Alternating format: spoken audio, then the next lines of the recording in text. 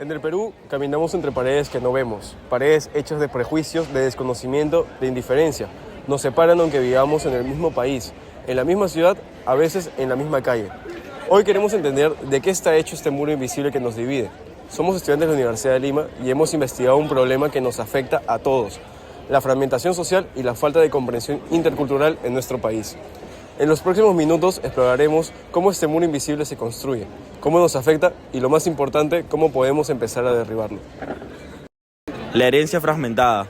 El primer ladrillo lo identificó el sociólogo Immanuel Wallerstein. La fragmentación del conocimiento.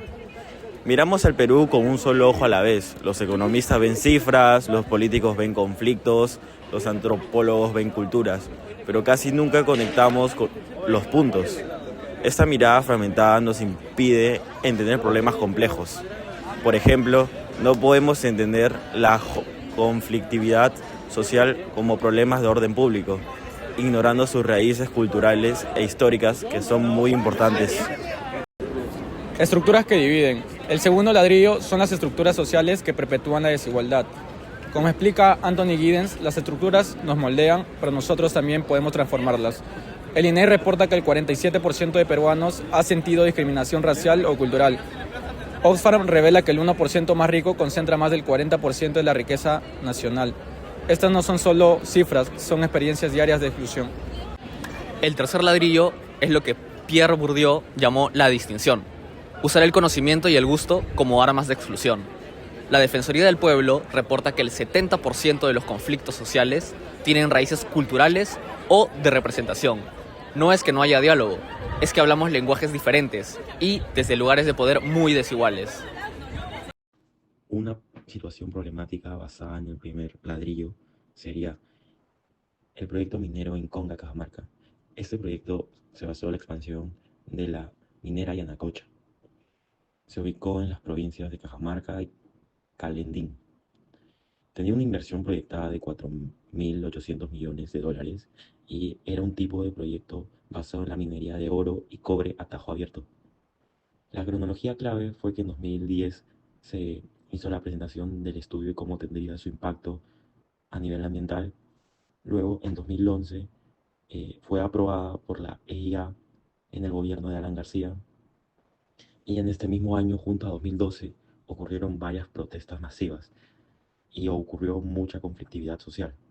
En 2012 se suspendió el proyecto tras violentos enfrentamientos y en 2016 se clausuró oficialmente.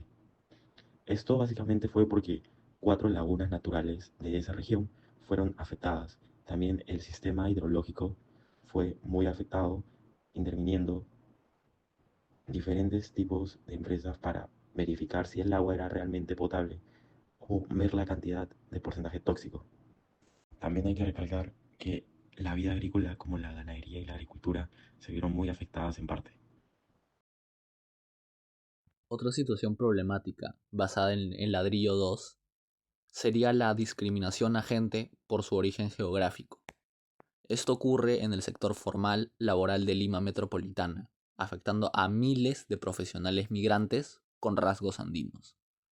Un estudio de la Pontificia Universidad Católica del Perú revela que un 65% de las empresas prefiere a candidatos provenientes de la capital.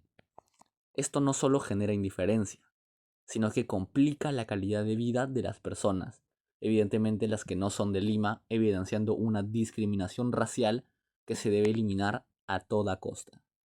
El diálogo de sordos, cuando dos peruanos no se entienden.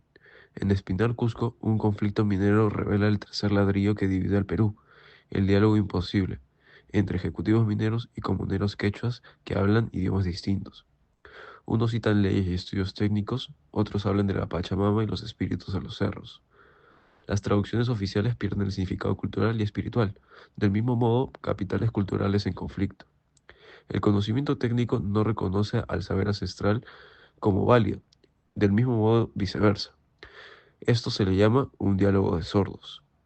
La consecuencia de esto son las protestas, un proyecto minero paralizado, desconfianza y un conflicto que perdura por años. También una inversión de 1.200 millones de dólares sin sentido y la paz social en riesgo. La lección que nos deja esta situación es que sin un lenguaje común y reconocimiento mutuo, no hay diálogo posible, solo monólogos paralelos.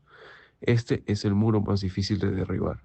A continuación, presentaremos las propuestas para el cambio. Propuesta 1. Educación intercultural desde la raíz. Nuestra primera propuesta es concreta y viable. Implementar programas de intercambio cultural virtual obligatorio en los colegios. No se necesita gran presupuesto, solo voluntad. Que un niño de Miraflores conozca la vida de una niña de Cajamarca a través de una pantalla. Que se pregunten, ¿qué comes? ¿Qué juegas? ¿Qué sueñas? La empatía se construye conociendo uno al otro. Propuesta 2. Narrativas que unen. La segunda propuesta es una campaña nacional que se llamaría Peruanos sin Muros, que muestre cómo la diversidad es nuestra mayor fortaleza. Que el Estado y algunas empresas privadas que se quieran incluir al proyecto financien esas narrativas sin buscar lucro alguno. Necesitamos cambiar las historias que nos contamos sobre nosotros mismos, menos historias de conflicto y más historias de colaboración entre peruanos diversos de diferentes lugares del país. En conclusión, los tres muros, la mirada fragmentada, las estructuras excluyentes y el diálogo imposible nos muestran un Perú dividido por prejuicios, desigualdades e incomunicación. Pero hay esperanza. Al reconocer estos muros, podemos empezar a derribarlos. La educación intercultural, las narrativas que unen y el diálogo genuino son los cimientos para un país donde la diversidad sea nuestra mayor fortaleza. El llamado es claro: derribemos estos muros, ladrillo por ladrillo, para construir el Perú integrado que merecemos.